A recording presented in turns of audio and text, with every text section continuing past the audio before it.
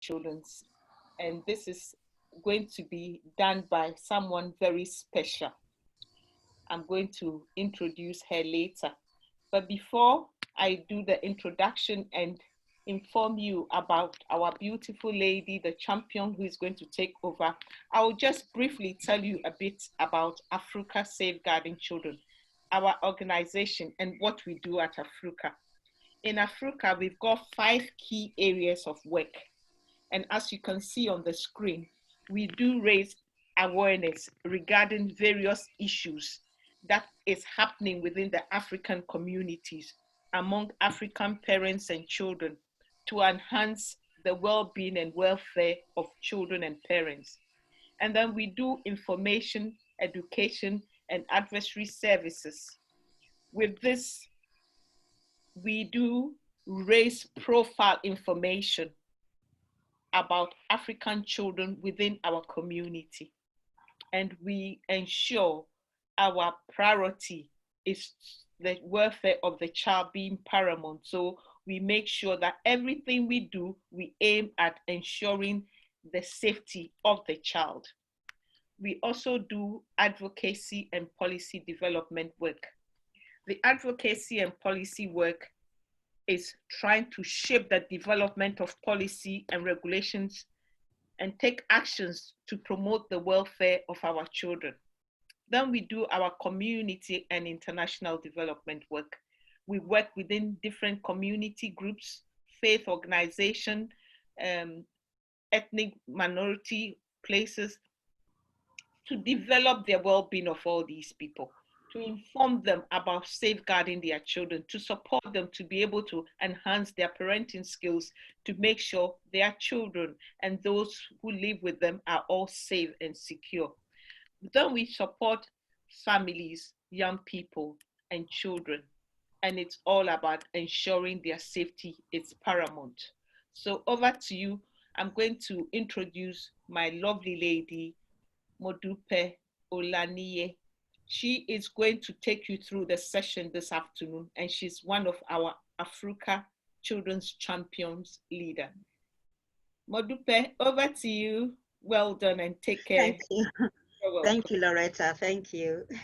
Good afternoon, everyone, and thank you so much for coming here this evening.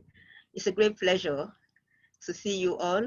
And Saturday afternoon is a very busy time, I know that. And you've taken time out to come here. I appreciate you all. Thank you so much. And like Loretta said, I am going to be the presenter this afternoon. And I have got only 1 hour, so I'm really going to be fast. Once again, I welcome all of you on board and I appreciate you all. Thank you, and thank you, AFRUCA. So this afternoon, we are actually talking about safeguarding our children. How did we come to this point? Why are we starting off with the child protection statistics? Because it is really, really important. As a Black community, many of us have actually come to the UK for a better life. And it is every parent's dream that our children will be better than us. But unfortunately, many families have been caught up in the web of their children being taken into care. And when we talk about care, it's all to do with the safeguarding of our children. So before I actually go into the statistics, I want us to talk about safeguarding. As a parent, you want the best for your child. And we want to make sure that they are all secured. Safeguarding is a big umbrella. And under that umbrella, we have child protection. So safeguarding is you and I being responsible to make sure that our children do not get into any harm. But when there is a laxity in the safeguarding, that is when it leads to child protection. Now, in the UK, like I did say earlier, many families have come here for a better life. And when you look at Black families, we are very, very unique. We are united. We stand together.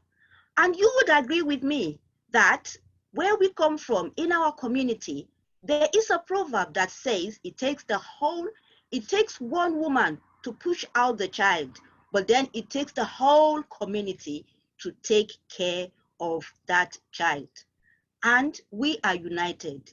Many Black people have been very, very successful. If we start to name them, the list will go on and on and on. And you and I know that the best place for a child to be is to be within the family setting, to be with mom and dad.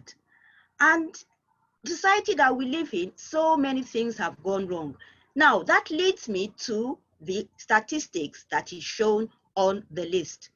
Look at the population of England, look at the population of the Blacks, and we could see those who have been referred to social services. We could see the assessment, we could see the figures, we could see the number of children in need, we could see the number of the child protection plan, the number of children in care. That is a cause for alarm. There are too many Black children entering into the care system. That is why we are all here this evening. I'm not going to sit down here as a professional and tell you how to take care of your children. No, we are going to do this job together. We are going to share information together. And the information that we get from here this evening, it is not just going to be an addition to our knowledge, but we need to take action.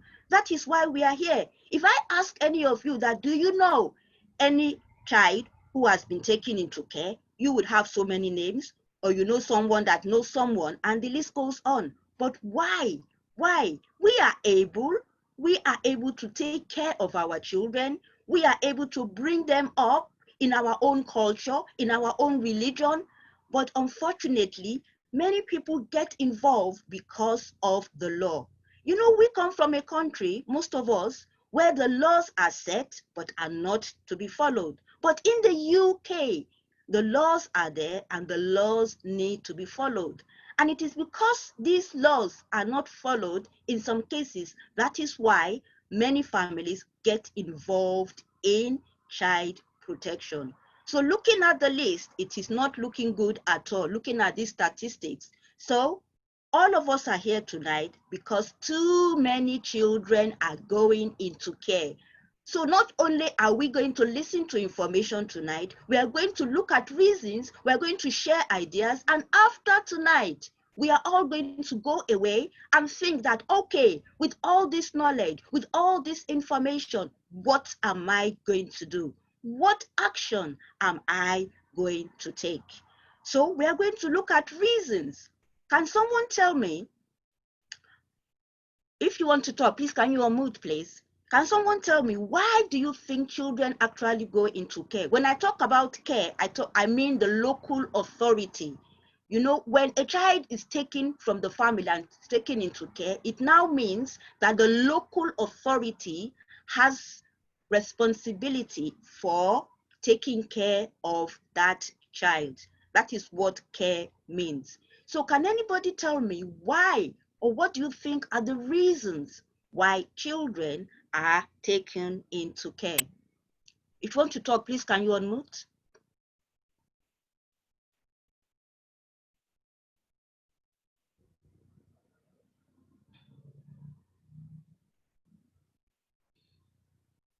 Sometimes it's as a result of abuse. Thank you. As a result of abuse, thank you.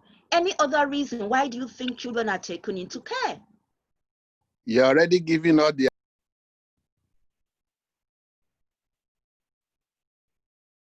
Sorry? Okay, as we can see on the screen. It might be true, it might be due to neglect as well, which is a part of abuse. Thank you.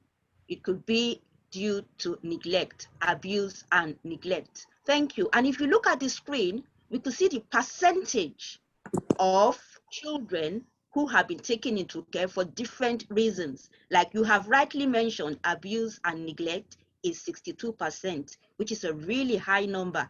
Family dysfunction, family in acute stress. What causes stress, especially in the UK? Many things cause stress. And when the stress gets to a higher level, it affects the children. And unfortunately, they get taken into care. It could be absent parenting. What is absent parenting? When parents are not around. Again, many people came to this country for a better life. They need to go out, they need to work, and they are not there to take care of the kids. As the kids are growing up, sometimes they get into gangs, they do crimes, and things get out of hand, and the local authority has to intervene. It could be parent illness. Illness could happen. It could be a child's disability. It could be low income, especially now that there's a COVID-19. It has affected so many families. So these are some of the reasons why children are taken into care. I'm going to be really fast, as I know that I've only got 1 hour, but anytime you need to chip in, please do so. Can we go to the next slide, please?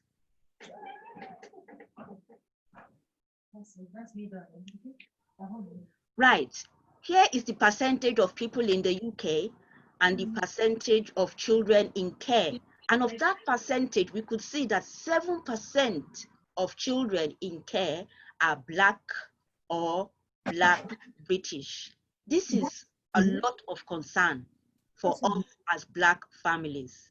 This is not the reason why we came to this country.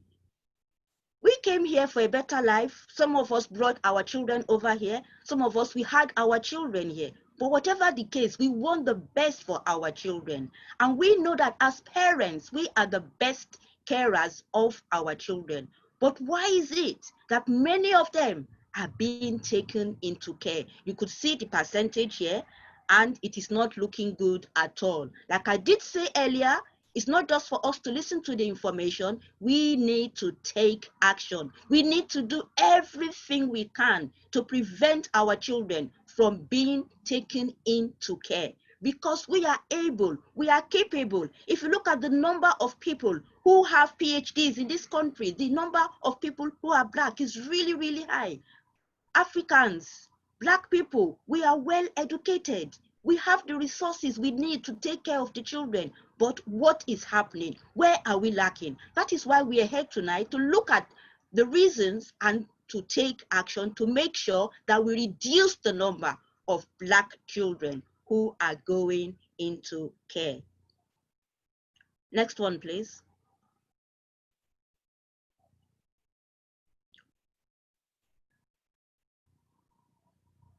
Right.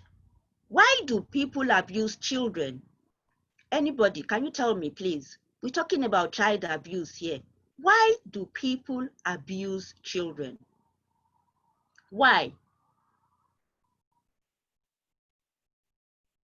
Why do people abuse children?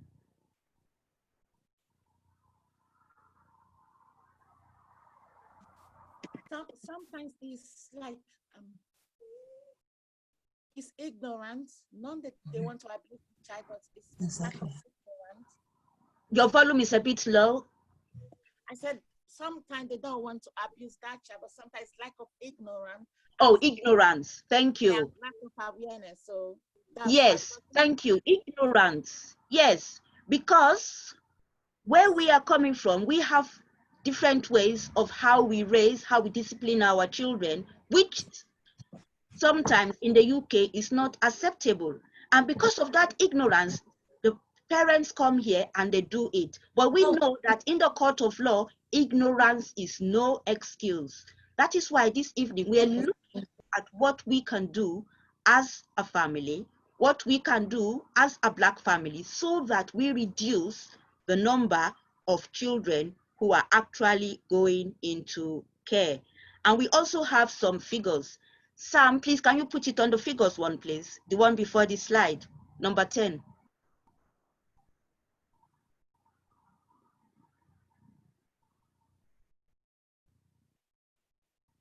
Okay, move forward, please. Next one, please. Okay, thank you. These are the national figures that we have in the UK. 71% of children in custody have either been involved with social services or in care before entering custody.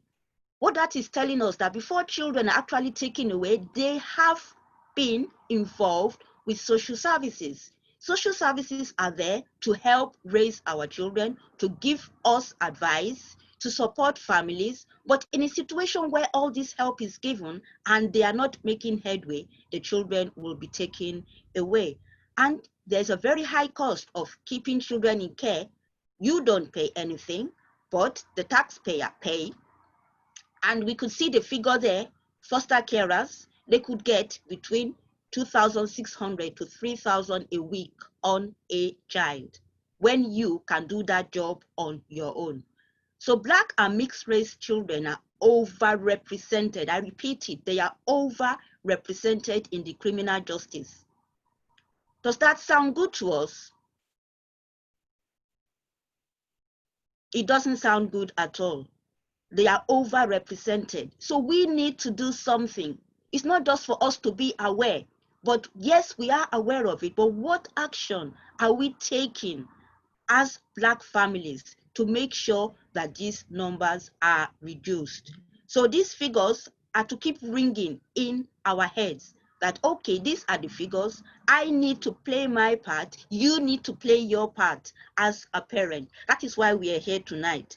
And when we talk about abuse, you know, there are some reasons why abuse happens. And one of them has been found out recently, that adverse childhood experiences. Adverse childhood experiences. Has anybody heard that before? Adverse childhood experiences. For short, ACE.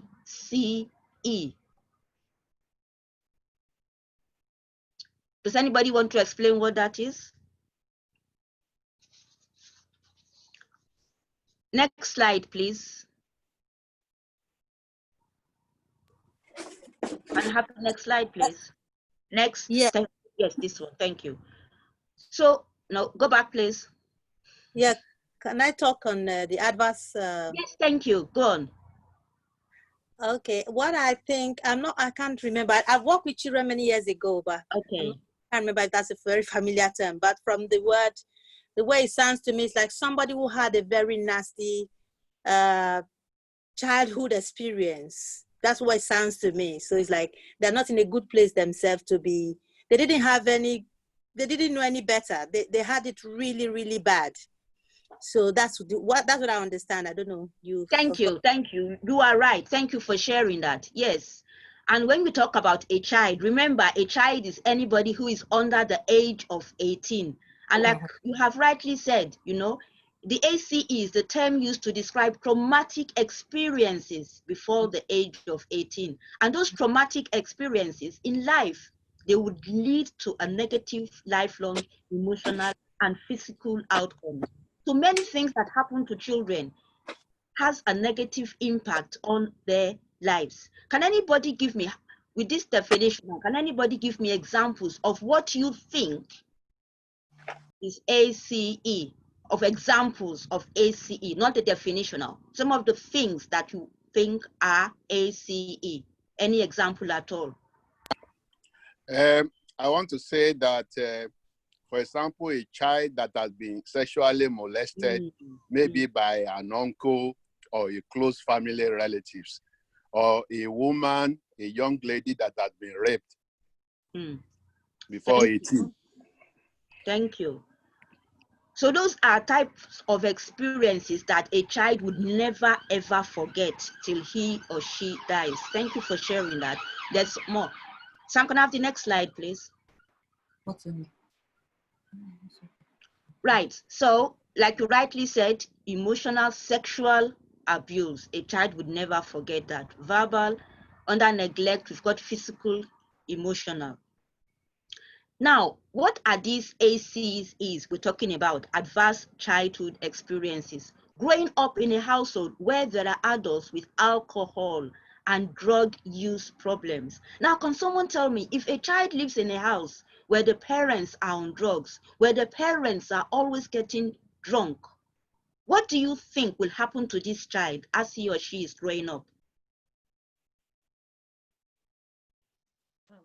Is going to become an alcoholic too. Thank you. And when a child becomes an alcoholic from a very young age, the child is going to school in the morning and has a bottle before he or she goes and gets to school and begins to mess around, then they will look at the child and say, yes, the parents are not able to take care of this child, and then the local authority will step in. So that is why you and I are here tonight, to be aware of all these things that cause abuse, so that when we are aware, it will be easier for us to take action. Other reasons is where there are adults with mental health problems. You know, when we talk about mental health in this country, it's more acceptable. But when it comes into the Black community, it is something that people hide. Oh, don't tell A about it. Oh, don't tell B about it. But if we are able to tell A and we're able to tell B, we get all the support, we get all the help we need, and we're able to raise our children. But where such a person is left to his or her problems, and the local authority get to know, because they want to protect the child, definitely they will take the child into care to protect the child. Also, there's domestic violence, and there are adults who have spent time in prison, or parents who have been separated. All these things, they have a negative impact on the life of a child when the child is growing up. And sometimes, because of the imbalance in the attitude of this child, the local authority has to intervene. Others could include poverty, where there's extreme poverty in the family. A child goes to school in the morning, a child is hungry. The child gets to school, starts to pick out of the dustbin. Definitely, there will be an intervention. Or if there's a bereavement, neighborhood violence, all these things, they would actually lead to abuse in the life of a child. But we are here today to look at those things and to see what we are able to do. So it's just creating the awareness. We're talking about safeguarding children. We're talking about child protection. So here we're creating the awareness so that we are all aware, so that when we leave tonight's meeting, you and I are going to take action, not just listening to what's going on. Can I have the next slide, please? So what triggers abuse? What triggers abuse that we're talking about? We could see family pressures. Can someone explain to me, why do you think family pressure could trigger abuse?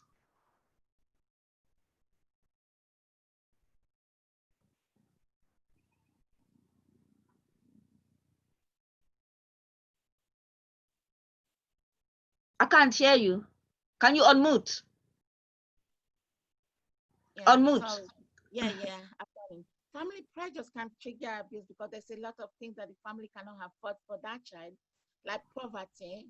So when there's a poverty in a family, so that would lead to lack of neglect in some ways, and family frustration due to stress. It can trigger abuse in some ways, and unemployment or housing or immigration. But if you don't have a paper, how can your child survive here? So these things they have impact in trigger abuse for a child. Thank you. Thank you. So all those things that you have said rightly, they are part of family pressure, and the parents take it out on the children. Unfortunately, it leads to abuse. Misinterpretation of the holy scriptures. Spare the rod, spoil the child. I'm sure many of us have heard this slogan so many times. So many times. There was a time that a man really abused his child, and he went to the court with a Bible, and he opened the Bible to where it says spare the rod. But we are in the UK, and we are talking about the law. The law is not saying don't take care of your children.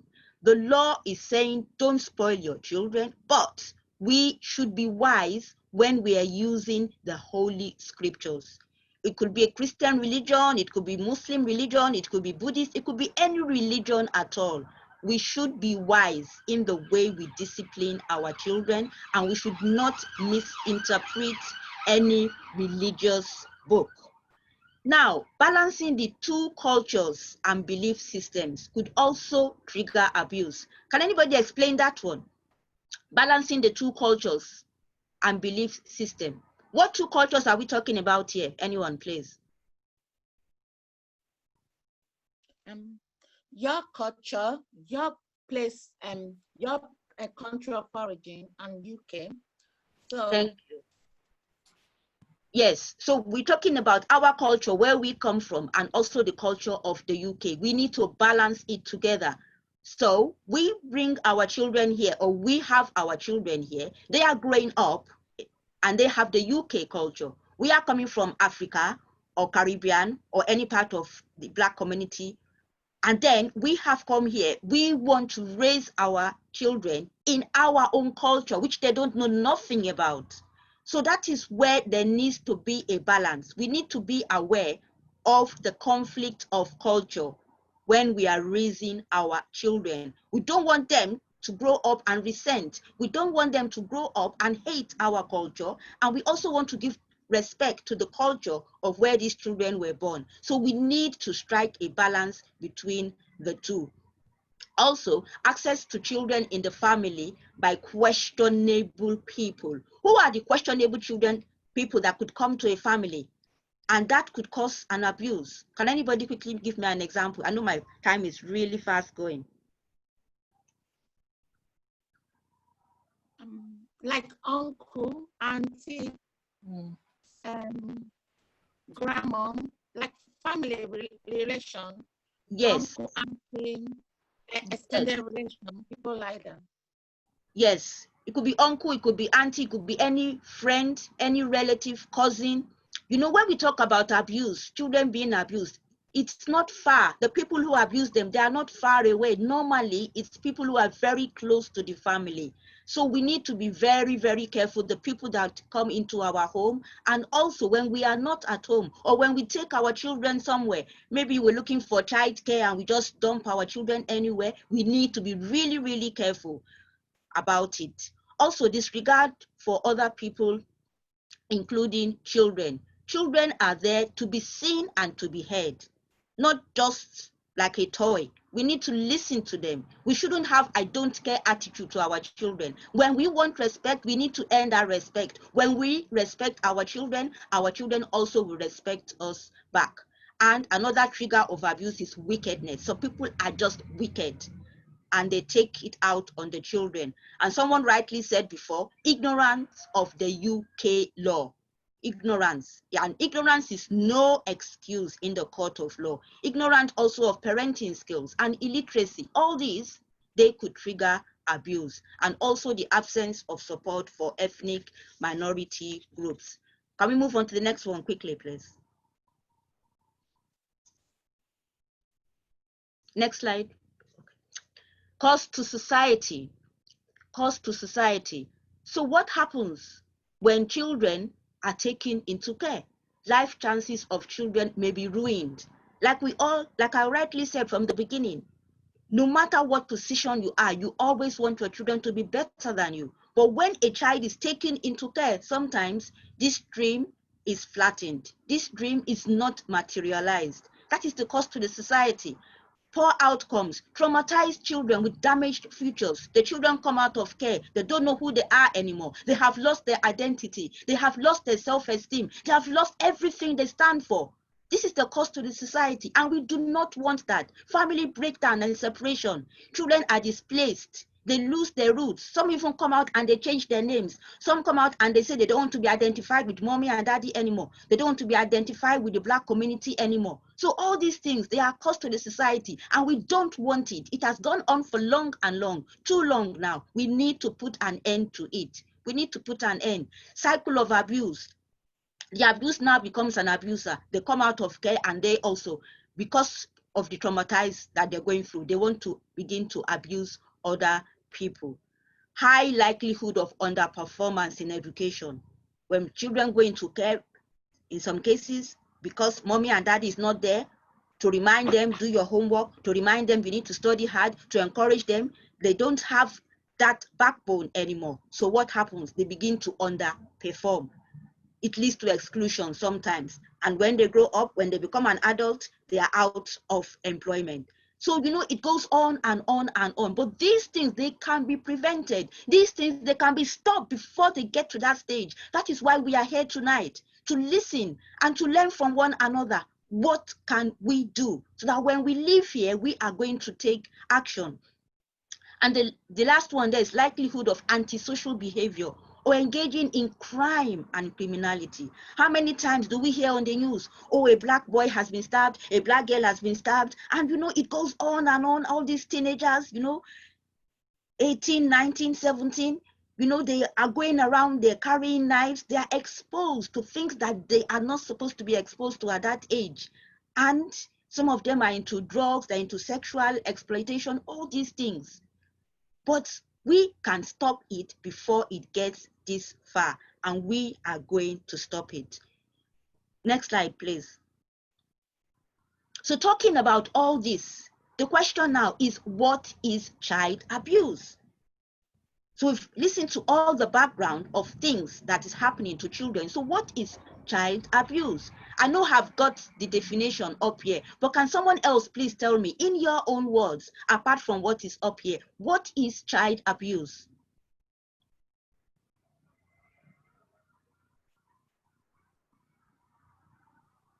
Can I say it? Cruelty Yes. to children. Cruelty to children, thank you. That is child abuse, because we are bigger than that child. Cruelty, any other definition, please? What is child abuse? Can I go? Yeah. Unfair treatment of a child. Even you know, if that, I'm sure a normal human being will know that this is not right, but because the child and he or she believes he can get away with it. So unfair, well, I'm a Christian and I know that it's unfair. Whatever you want, you love your neighbor as yourself, and what you don't want to, you know, to be done to you. Yeah. Thank you. Unfair treatment. Unfair treatment. Yes. All this maltreatment, inflicting harm, or failing to act to prevent harm. You might say, I didn't touch the child, I didn't hurt the child, but you saw someone else hurting that child and you refuse to stop it. That is also child abuse, because you have it in your power. Remember, I started off with safeguarding. We all have the responsibility of safeguarding children. You don't have to be a professional to start safeguarding children. Being a parent, an uncle, a friend, every one of us, we are there to safeguard children. And when we don't stop a child being abused, it means we are part of that child abuse. And children may be abused by those who know them. In a family setting, they could be abused by anybody. Anybody.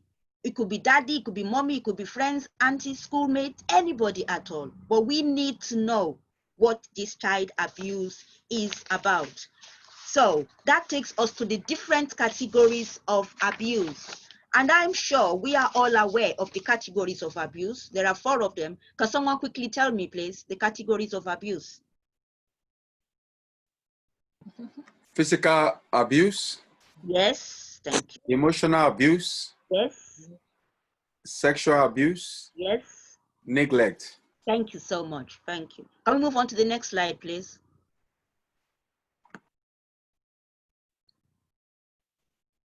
Thank you. So those are the 4 categories of abuse. So if we're talking about child abuse, we need to know the category so that when we see it, we know that we need to stop it. It is part of safeguarding. We need to stop it.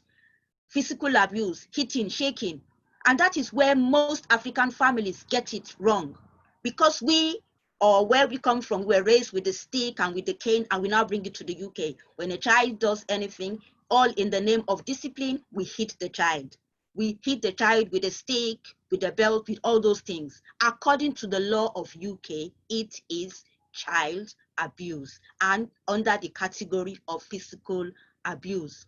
And it includes poisoning, suffocating, putting pepper in the private part or putting pepper in the eyes, all these things.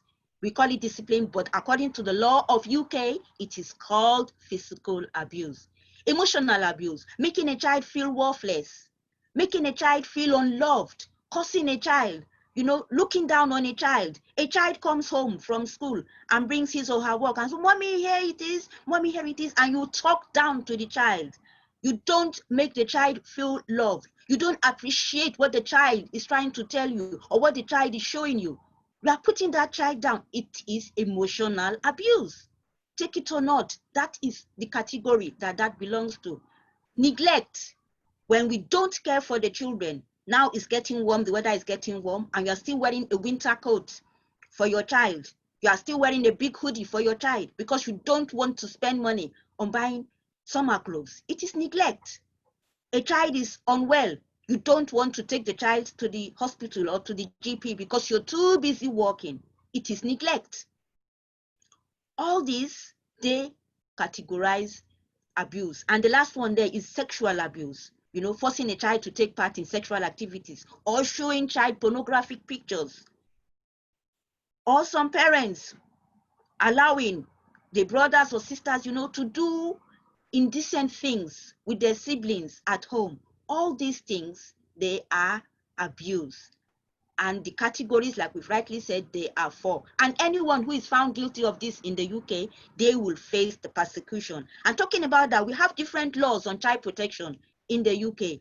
As we could see, the 1933 Young Children and Young Persons Act, 1989, 2004, 2014. These are the laws that talk how we can care for children. And when these laws are broken, people will have to face the consequence. So I'm going to go through the laws quickly, one after the other. Next one, please. Right, the 1933, it seeks to protect the very basic physical needs of children. So talking about the physical needs, how to care for them, their feeding, where they're living, their accommodation, all those things. We're making sure that the children have adequate physical needs.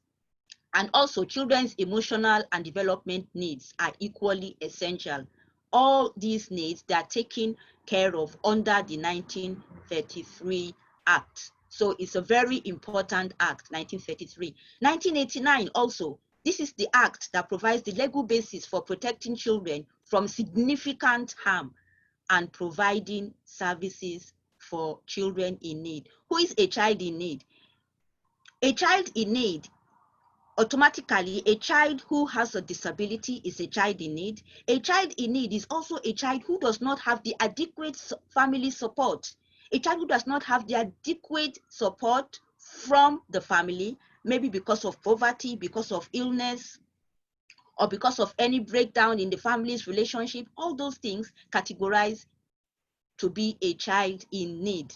And also, it takes care of significant harm of a child. Any form of abuse, neglect, accident, or injury that is sufficiently serious to adversely affect progress and enjoyment of life is known as significant harm.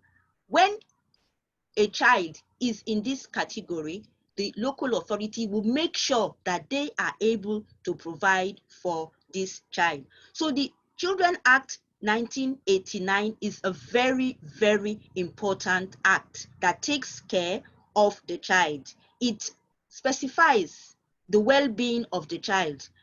When going back to that 1989 Children in Need of Services, Section 17, those children that are disabled, they are under Section 17 of the Children's Act. And that act takes care of their health.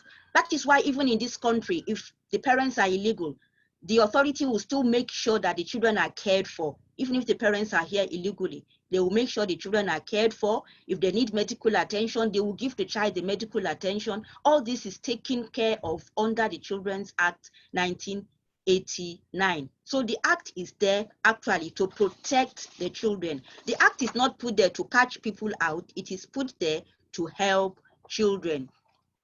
When we talk about Section 47, it is a very important part of the act. Section 47 is where the investigation takes place. Take, for example, someone has been abused and there has been a report somewhere. Then an investigation has to start. That investigation is called Section 47.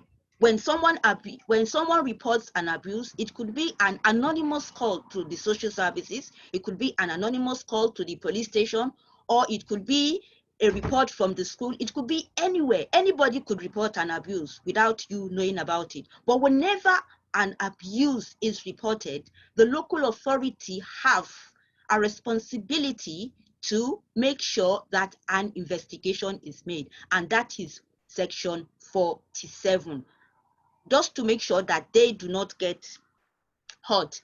Now, the reason why we have the Children Act 2004, you know, in that there was a case that happened, Victoria Klembe. Many of us might have known of that story of a girl who was brought from one of the African countries to the UK by her aunt, and this girl got abused. And she went through so many support systems. She went through the school system, she went through the hospital, she went through the housing. All these people, all these professionals, they came in contact in her life, but none of them were able to detect that this girl was being abused. She went through a lot of trauma. And even when the doctors saw that there was something not right with this child, and her aunt was called, she had an excuse, and the excuse was accepted until eventually this girl died. It was after the death of this child when they now went back to the law and they now introduced Children Act 2004, just to make up for the lapses that were in the Children Act 1989.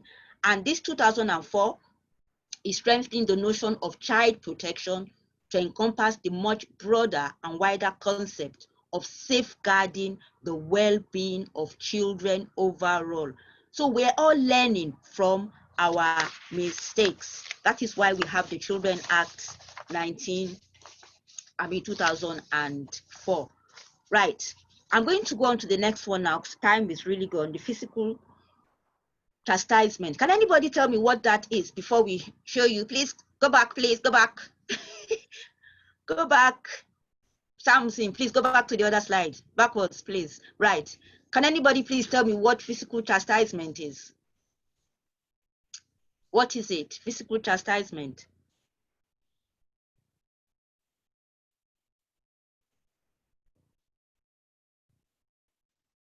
I can't hear.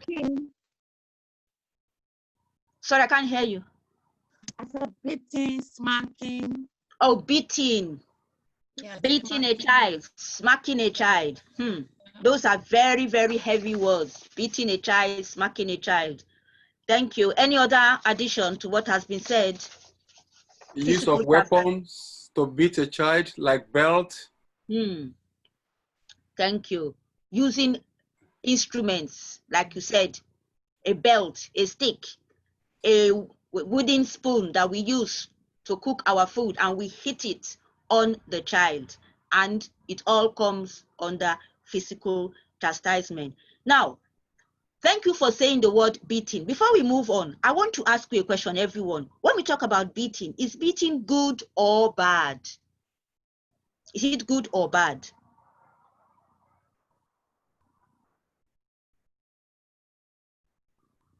Anyone? Bad. Bad. Why is it bad? Because you are inflicting pain on the child or whoever. Okay, thank you. You are inflicting pain. Does anybody say good? Anybody say good? So it cannot be good. Okay, why? Because by beating a child, you're not teaching the child. It's not learning nothing from beating. So okay. You don't have to beat the child. Okay, thank you. You know, the reason why we ask this question is because everybody has their own view when it comes to beating children. You know, we use the word beating. The UK would use the word smacking. But you know that beating, even the word itself, is a heavy word. Or if you try any rubbish with me, I will beat you. But what are we teaching a child when we beat a child? That is what we're talking about here under physical chastisement.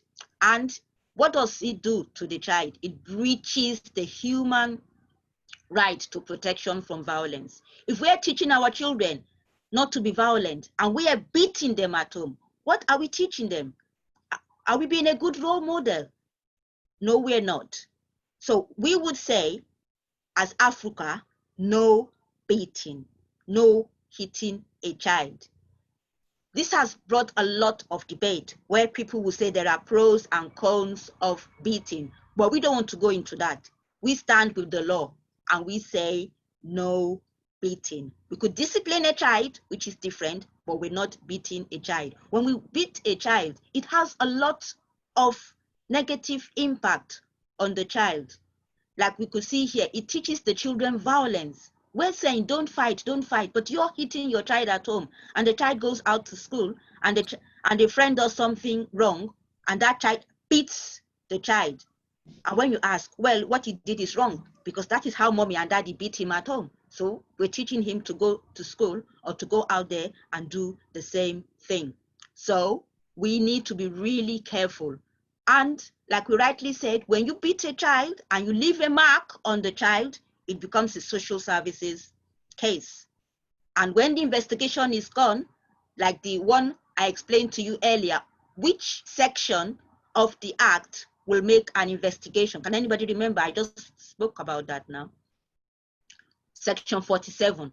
So if a child goes to school and there's a mark on the child's hand, on the neck, on the leg or whatever, and the child says mommy and daddy or uncle or whoever beat me, they will make an investigation. They will make an investigation. And if it comes out that that child is being abused, then they will take the appropriate action. So we need to be careful when we are disciplining our children. So all those, I'm not going to read everything. You can read it yourself, but all those is what contributes to child abuse, this physical chastisement. Now, quickly, we're going to talk about positive parenting tips. We've looked at what abuse is. We've looked at the type of discipline, and we have looked at the laws. Now we are going to look at positive parenting. What are those things that we need to do to make sure that our children thrive in this country? Number one, there's so many there. I will not read everything, as you can read it yourself, but we should be careful about the signals we are sending out to our children. Remember, a parent is always the role model. You are the best role model for your child. Your child is looking up onto you.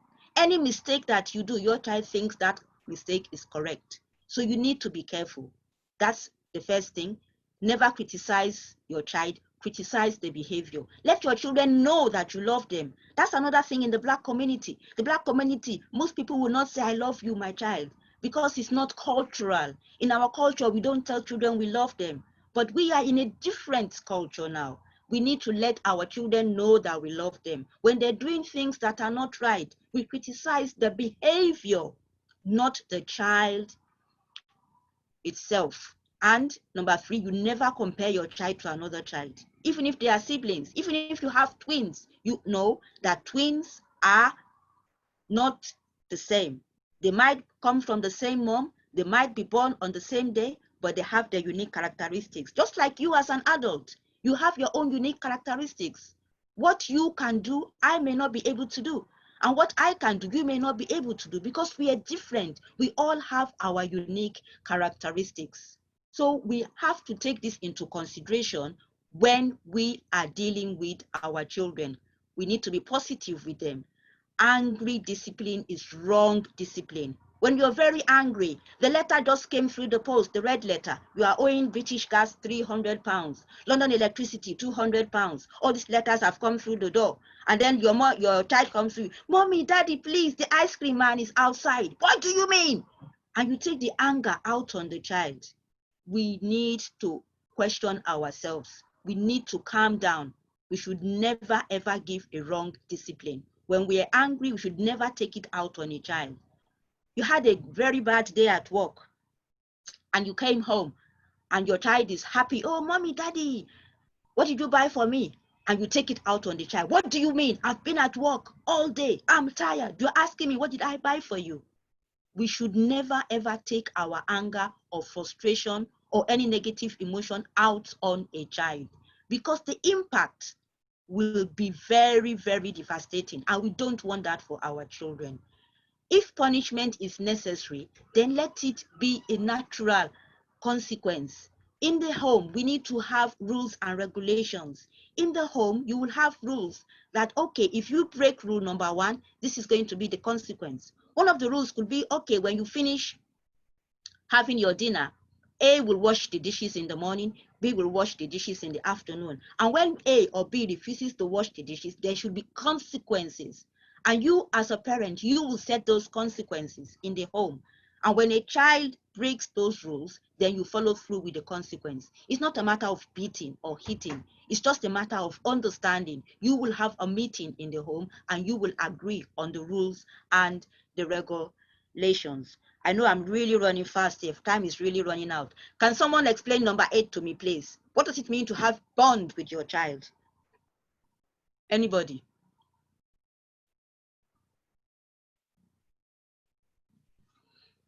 What does it mean to have a strong bond with your child? Having a strong bond with your child, make your child know you love him, you love he or she or I'm making your child be in love and understand you more, because bonding with a child is very important in life, because if you bond with a child, it can come and tell you anything and can be empowerment, and it can understand that mommy love me, mommy is always there for me, because our child needs a bond. You need to know mommy is there, mommy love me, and that bond is very important. Thank you.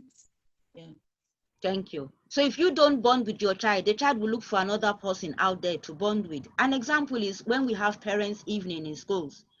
All schools know that when it comes to parents' evening, the Black parents have gone to work. They are not available. And they don't come to parents' evenings in schools. They don't know what is going on with their child's work. When an open day, when all the parents come to see their children's books, they are not there. They are too busy at work. All these things, it does not allow you to have a special bond with your child. And as the child grows up, these children will begin to think that, oh, on Parents' Day, my friend's mommy came, my friend's daddy came. Or it could be an end of year assembly in the school, and everybody's mom and daddy is there, but it's just your child. Mommy is not there, daddy is not there. It will have an adverse effect on that child. So we need to avoid all these things. We need to bond with our children and make sure that we give them the best. A child is a child until the child gets to 18. And before you know it, this child is already 18. And now they want to be with their friends.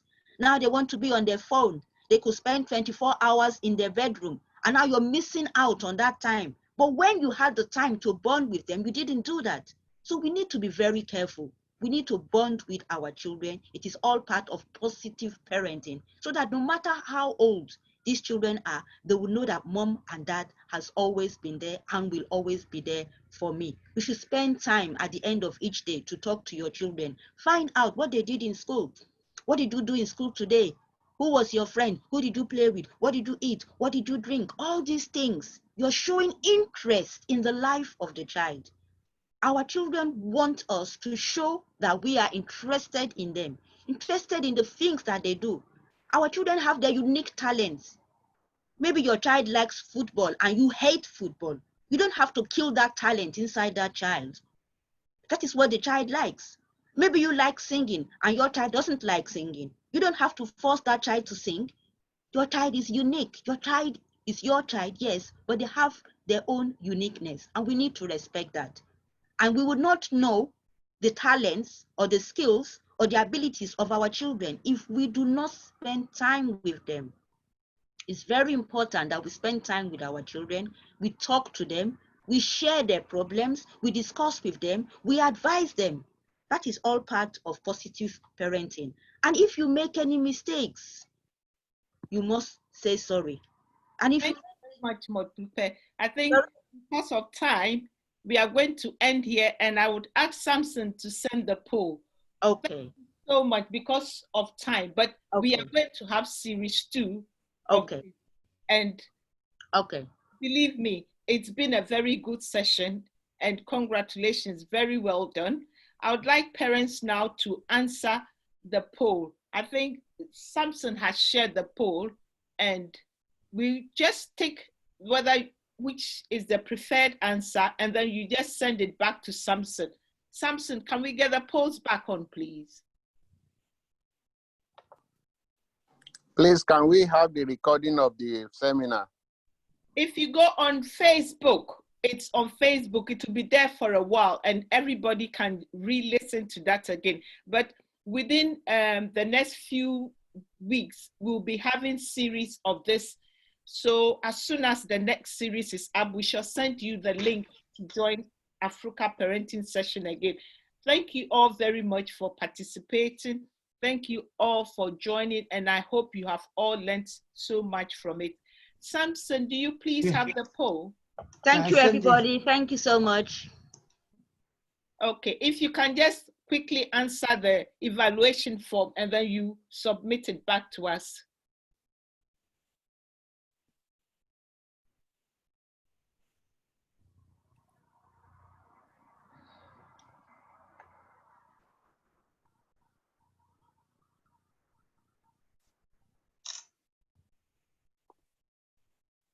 Sorry, excuse me. If we go on Facebook, I want to check the recordings of this meeting. What do we type in there? AFRUCA Safeguarding. Okay, thank you very much. You just say, you know what you see on the screen, AFRUCA Safeguarding Children. You would see that live recording that we have just done. All right, Jess, thank you very much. You're welcome. And please, those who haven't filled in the evaluation form, if you can please do that now. When you finish, it's 3 questions, just submit it. And thank you all so much for participation. We look forward to having you on the next series again. Goodbye. Bye-bye. Cheers. Thank you. Bye-bye. Take care.